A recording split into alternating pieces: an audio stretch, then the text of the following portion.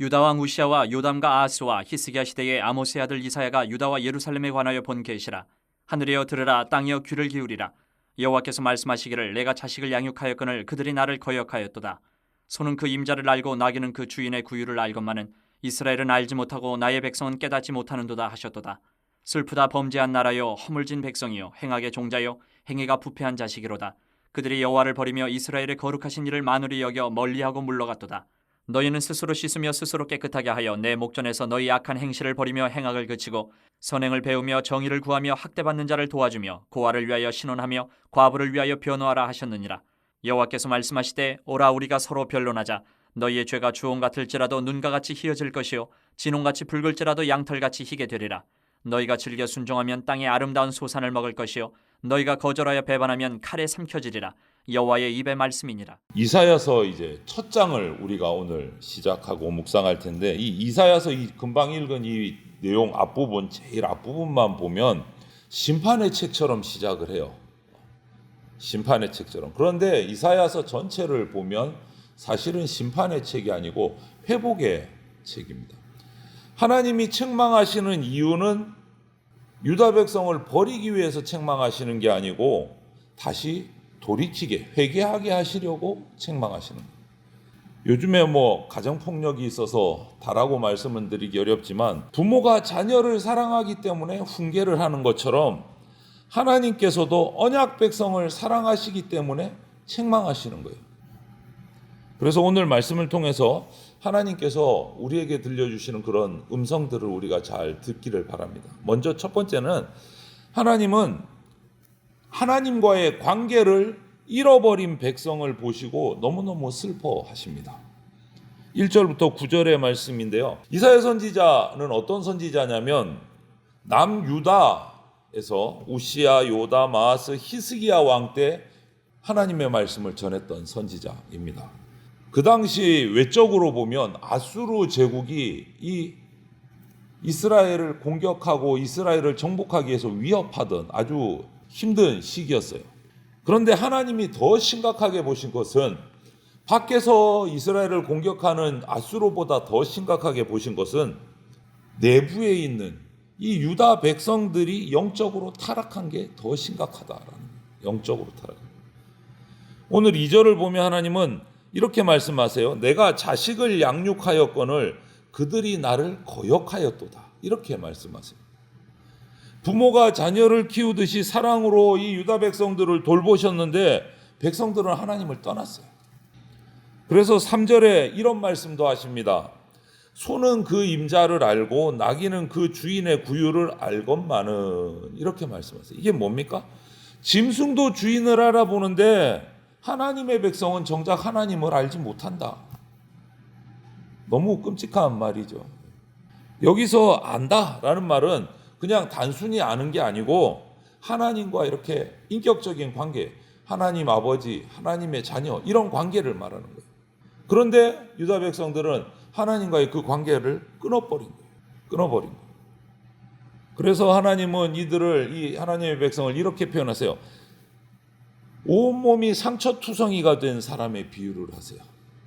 유다 백성은 머리부터 발끝까지 성한 곳이 하나도 없고 그들의 나라는 이제 황폐해져서 곧 아수르에게 무너질 것 같고, 그런데 감사하게도 9절을 보면 그 비참한 최악의 상황인데도 그 가운데 하나님은 아주 적은 남은 자를, 하나님을 섬기는 자를 남겨두셨다. 완전히 멸망시키지 않으셨다. 이것이 우리가 받는 하나님의 은혜입니다.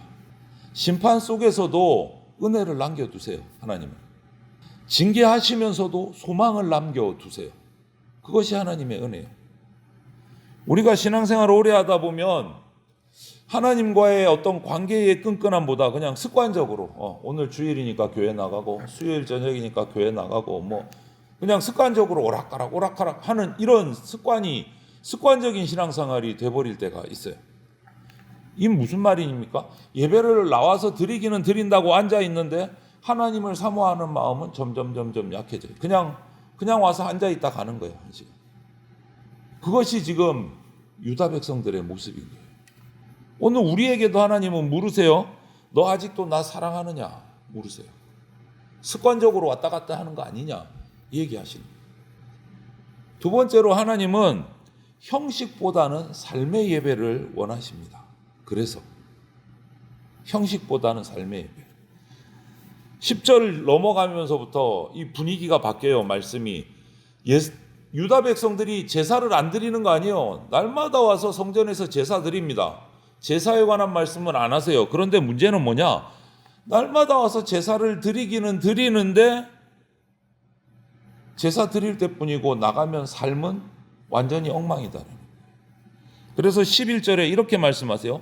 너희의 무수한 재물이 내게 무엇이 유익하냐. 그리고 12절 넘어가면 내 마당만 밟을 뿐이다. 무슨 말이에요? 정말 충격적인 말이잖아요. 성전에 날마다 와서 제사하기는 하는데 하나님은 못 만나고 그냥 간다는 거예요. 오늘날로 바꾸면 어떻게 돼요? 날마다 와서 예배당에 와서 앉아있기는 앉아있는데 예배 드린다고 하나님 못 만나고 그냥 가는 거다. 충격적인 이야기잖아요. 제사는 드리는데 나가면 약한 사람들 괴롭히고, 기도는 하는데 손에는 피 묻히고 다니고, 절기는 지키는데 하나님이 말한 공의와 정의와 선행은 하나도 안 하고, 그러니까 그들의 제사를 하나님이 어떻게 받으시겠느냐. 너희들 재물 많이 들어봐야 나한테 유익한 거 하나 없다라는 거예요. 그럼 하나님이 뭐를 원하실까요? 하나님이 예배자에게 원하시는 거는 분명해요. 17절에 말씀을 가지고 보면 악을 버리고 선행을 배우고 정의를 구하고 학대받는 자를 도우라 이렇게 말씀하세요. 이게 하나님이 원하시는 거예요. 여러분, 우리 예배는 예배당에서 끝나는 게 아니에요. 예배는 삶으로 이어져야 돼요. 우리 일상의 삶으로. 복음은 우리 예배뿐만 아니고 우리가 일하는 직장 일터, 또 살아가는 가정, 그리고 내 입술에서 나오는 말, 행동까지 다 변화시키는 게 복음이에요. 그냥 예배당 나와서 앉아있는 그 한 시간만 영향받는 게 아니다라는 거예요. 주일에 드리는 찬양보다 오히려 월요일부터 토요일까지 우리 삶이 하나님께 더 중요한 증거가 돼야 된다. 그래서 예수님께서도 하나님 사랑과 이웃 사랑은 결코 따로따로 분리돼서 놀 수 없다. 같이 간다라고 얘기하시는 거예요. 그래서 진짜 예배자는 하나님을 사랑하기 때문에 사람도 사랑하는 거예요. 하나님은 삶의 예배를 원하세요. 그런데 지금 이사야 때의 유다 백성은 전혀 그렇지 못한 정반대의 삶을 살아가고 있다. 그리고 오늘 본문의 가장 핵심은 18절인데 오라 우리가 서로 변론하자 이렇게 말씀하세요. 이건 뭡니까?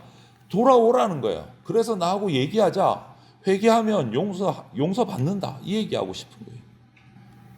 이렇게 엉망의 삶을 살아가는 유다 백성들을 하나님은 죄인으로 불러서 법정에 세워서 심판하시는 게 아니고 오히려 은혜의 자리로 부르고 계세요.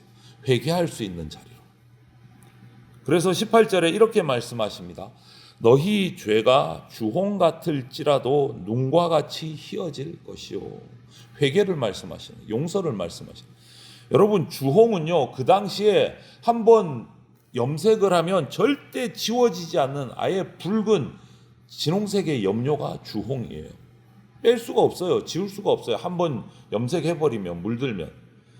사람의 힘으로 지울 수 없는 죄도 주홍 같은데 하나님께서는 그것까지도 깨끗이 다 지워주시겠다. 용서해 주시겠다라는 말이에요.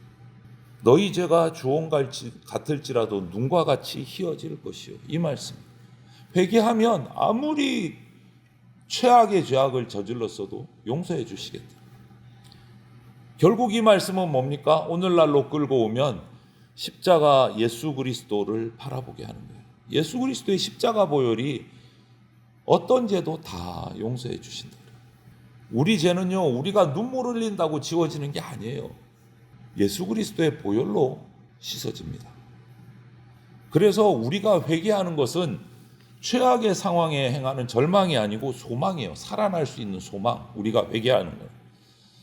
그래서 하나님은 순종하는 자들에게 땅의 아름다운 소산을 약속하시고 끝까지 거역하는 자에게는 심판을 경고하시는 거예요. 이사야서의 말씀이 바로 그거예요. 순종하고 돌아와서 회개하면 용서받고, 돌아오지 않고 끝까지 버티고 하나님을 대적하면 심판받는다. 복음은요, 언제나 우리한테 선택사항을 줍니다. 두 가지. 둘 중에 하나를 선택해야 돼요. 오늘날 우리도 똑같습니다. 뭐냐? 하나님께로 돌아올 것인가? 계속 떠나 있을 것인가? 둘 중에 선택해라. 이 말씀하세요. 하나님 아버지께로 돌아올 것인가? 계속 하나님을 떠나서 살 것인가? 우리는 둘 중에 하나 선택해야 돼요. 오락가락할 수가 없는 거예요. 하나님은 이 선택의 말씀을 하시고 오늘도 우리에게 말씀하십니다. 오라, 돌아오라 말씀하세요. 이 한마디에 하나님의 모든 사랑이 다 담겨져 있는 거예요. 돌아오라, 오면 다 용서해 주겠다 이 말인 거예요. 주홍같이 붉을지라도 눈과 같이 희게 해주겠다. 돌아오기만 하면. 하나님이 사랑하시는 성도 여러분, 이사야서의 첫 시작인 1장은 심판의 말씀으로 시작하는 것 같지만 결국은 하나님의 은혜로 끝나요. 우리를 책망하시지만 버리시지는 않으세요. 돌아오기를 기다리시는 거예요. 용서할 준비하시고. 그래서 우리는 형식적인 신앙에서 진짜 예배로 돌아가야 돼요. 거역하는 자리에서 순종하는 자리로 돌아가야 돼요. 죄에서 회개로 돌아와야 돼요. 그게 하나님이 기다리시는 우리의 모습입니다. 그래서 우리가 이 말씀 앞에서 이사야서를 시작하면서 우리 신앙을 하나님 앞에 점검하기를 바랍니다. 오늘 기도하시면서 예배 마치고 점검해 보세요. 혹시 내가 하나님과 관계보다 그냥 습관적으로 신앙생활하는 거 아닌가 지금. 하나님께 예배 드린다고는 하는데 밖에 나가서 살아가는 삶 속에서는 불신자들하고 별반 다르지 않게 막 살아가는 건 아닌가. 나를 한번 점검해 봐야 합니다. 그리고 만약에 그런 모습일지라도 우리가 낙심하지 말 것은 하나님께로 돌아오기만 하면 주홍 같은 죄라도 눈과 같이 희게 하시는 은혜가 오늘 우리에게 준비되어 있다, 열려 있다, 오라고 하고 계신다. 그러니까 그 하나님의 은혜와 사랑을 붙들고 오늘도 하나님께로 돌아가는, 하나님과 동행하는 복된 하루가 되시기를 주님의 이름으로 축원을 드립니다. 아멘.